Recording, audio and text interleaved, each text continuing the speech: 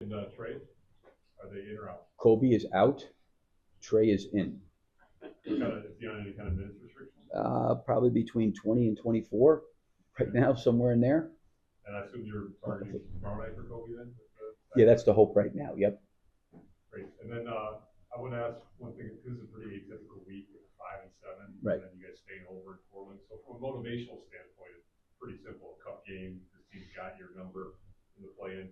But from a tactical standpoint, I know you guys are used to walkthroughs and the like, but how prepared do you feel with the way you guys prepared? Had the odd week and didn't have shoot. Yeah, I mean, really, it's 6 and 9, for us. Right. What because we get this back to back and then go on the road against New Orleans. So, you know, obviously you do the best you can in terms of getting the guys prepared. So, it was obviously a unique trip, but I felt like we had plenty of time to get done what we needed to get done. We came over this afternoon. We had a walk through on the court. Certainly wanted to get those guys some extra rest if we could. But I think a lot of these guys have played against Miami before, so there is familiarity to your point. But I felt like we had enough time to prepare. I don't think that should be necessarily a reason for us at all. I mean, I think every team gets into situations or scheduling situations that are hard. Whether it's a lot of games in a dense period of time or whether it's travel or coming back, and you always feel like you want a little bit more time to prepare. But that's just the way it is. Did Kirby come out of the last 2 games that he played with any tightness, soreness? Is that why he's not in tonight, or is it more? No, I think the because of the density of games and him coming back, the idea wasn't talking to medical was he plays a game, he gets 2 days in between games just to get back. I think the one thing we've got to be conscientious of, and this is not me, this is just talking to medical, is he has not really had a legitimate ramp up, so to speak, with a normal summer, the month of August, guys came back early in September, no part of that, no training camp. You got all these dense games, and all of a sudden he may not. And listen, Kobe's kept himself in as good a shape as you can keep yourself in. He's done great. It was up to him. I think he would play every game, but I think the medical guys have got to do a good job just making sure that he's got some time in between the density of games where we're not overextending him at all physically, and he can kind of get through this clean. You've spoken in the past about just kind of getting to watch Kobe grow up and mature in his time here in Chicago. Has that kind of stuck out to you at all in watching him go through an injury process in comparison to past, knocks, injuries, etc. that he's had in the past? Yeah, I think all these guys, he obviously had a shoulder injury early in his career, where that put him out a long period of time. I think when you go through things like that, you look probably back at things that maybe you could have handled differently, been better. And not that you want to see any player have to go through a significant amount of time being out. I don't mean it that way. I mean it from the perspective that, he's probably going to look back on that and say, okay, where can how can I use this time more efficiently or effectively than I did maybe the last time? But he's always eager to work. You never worry about that with him. It's always tough when it's a lower extremity injury because you can't do a lot of the things. But we felt like we were able to ramp him up in terms of cardiovascular, him getting in good shape. Now I wouldn't say that he was in the playing shape of physically banging because he hadn't done that in a while. But as he's done as good of a job as you can, I think, to get himself ready for coming back. Really, this happens pretty consistently, but the messaging we heard from you post-game in Portland was the same messaging we heard in the locker room when you talk to players. Obviously, you're happy you won, you did a lot of things right, building a 21-point lead, but it was a weird. I mean, it was a weird vibe. Like it almost felt like you were covering a loss when we went in the locker room. Like players were like, "We can't do what we did in the fourth quarter." What kind of connection have you had with the players, kind of since that night to now, and do you think they've gotten the message about that fourth quarter play?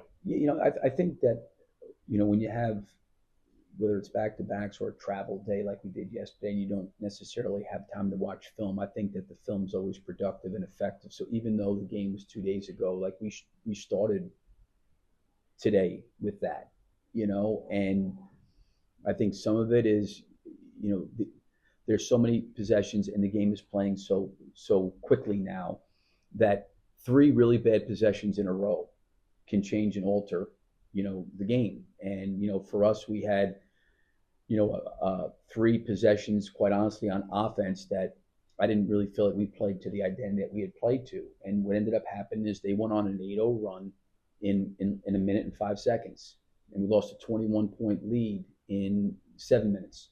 So things can shift quickly, and you have to, I think, understand how to deal with the momentum because it's not going to be perfect, but you got to be able to course correct. Now give Portland credit; they did a great job pounding the glass. They got 15 free throws, in the fourth quarter. So between the offensive rebounding and the free throw situation, it really made the game into a standstill, so to speak, right? And then we were probably at a disadvantage because with 9 minutes to go in the fourth quarter, they were already in the bonus. So you couple that with some missed shots or a couple bad possessions, and then them flying down the floor and going on an 8-0 run, they start to get a little momentum. You got to be able to shut that off. To a certain extent. Now, I give our guys credit. They kept playing, and we found a way to win the game. But there was enough in that 7-minute period that some of the possessions were really, really good, and then some were really bad, and we need to be better on both ends of the floor. I'm not making it all offense, but I do think once we get up by 21, we had 3 possessions in a row offensively where we could have just been better. And it led to Grant made a 3. Avia got out in transition on a rebound and drove it right down the lane and got a layup, and then Avia made a 3. And that, it's a minute, right? So now you're dealing with, 8 minutes or so to go in the game, 7 minutes, and now instead of it being a 21-point game, it's down to 13. Jalen Smith has had a really productive stretch here the last couple of games. What have you seen from him and Jalen? Jalen Smith, yep. Yeah. And what does he need to do to continue to keep that role once Zach Collins comes back? It sounds like maybe next week he's going to start wrapping up. Yeah, I think that we got to he's been great. He's done a really good job this year. He's stretched the floor really well for us. He's had good presence and physicality at the basket on the defensive end. You hope you can get back Zach soon. I do think that, whether it be San Antonio or whether it be Cleveland, even Miami, he's got the flexibility to do it with Ware and Adebayo. We may have to look at playing 2 bigs together some, or even playing 3 bigs rotationally, because I think, again, the game has gotten so much faster. It's really, really hard for bigs to play really, really extended periods at that pace, or even guards for that matter. So I think we've got to find ways to utilize all 3 of them as best we can. Does that mean all 3 of them are going to play every single night? No. But I think we have to be open to playing maybe 2 of them together or staggering all 3 of them. With that being said, what you've got to be able to do, I think, when you're looking at playing big is can you maintain your identity and your style of play and how you want to play on both ends of the floor. And some of it's going to be matchups and who they're guarding and matching up with. But I do think that we need to keep all 3 of those guys, in a position where they're available for us. Miami has changed the way that they play so much so quickly this year. You guys have kind of gone through some of the similar past years, but what just kind of sticks out to you about a team being able to shift their identity that quickly and kind of what this new look is for them? Yeah, I'm just speaking from my own personal. Spo's probably been with those guys for a long time, so he could probably speak more, intelligent on his team than I can. But, for me, it was just a matter of,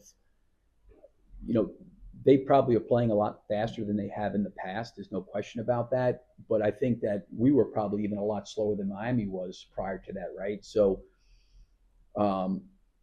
for me, it was just, getting with our guys and looking at the vision of how I felt like we needed to play and getting them to understand it. And some of it, I think I mentioned to you guys, was stemmed out of the fact that we had so many ball handling guards that we just couldn't have one primary guy. We had to play 3 guards and sometimes 4, and they all had to be willing to be able to handle the ball and be put in those situations. So, I think most players want to play that way.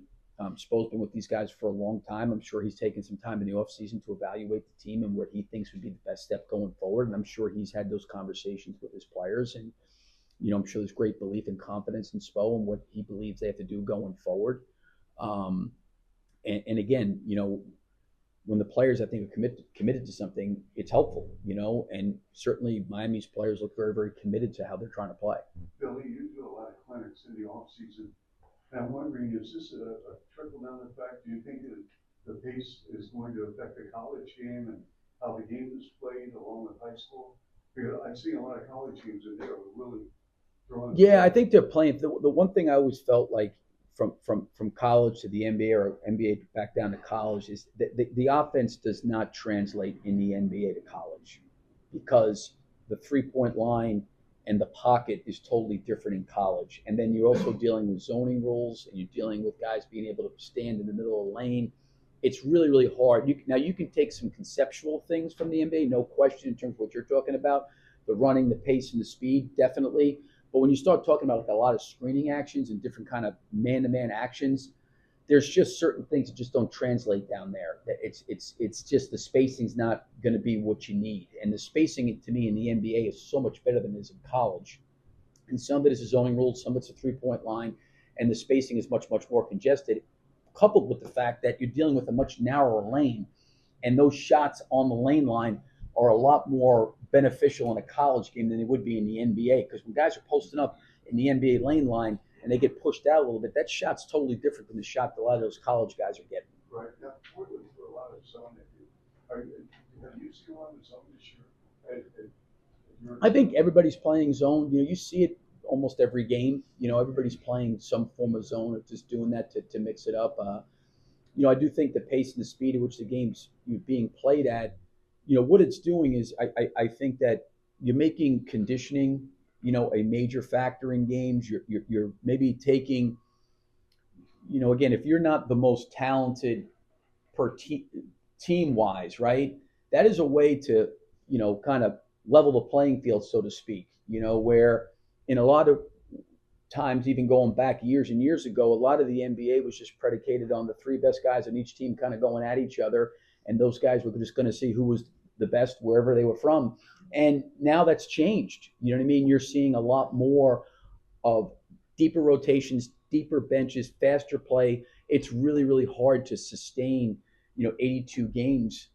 Because, listen, I was around some unbelievable scores from Carmelo to DeMar to Zach to Durant and Westbrook.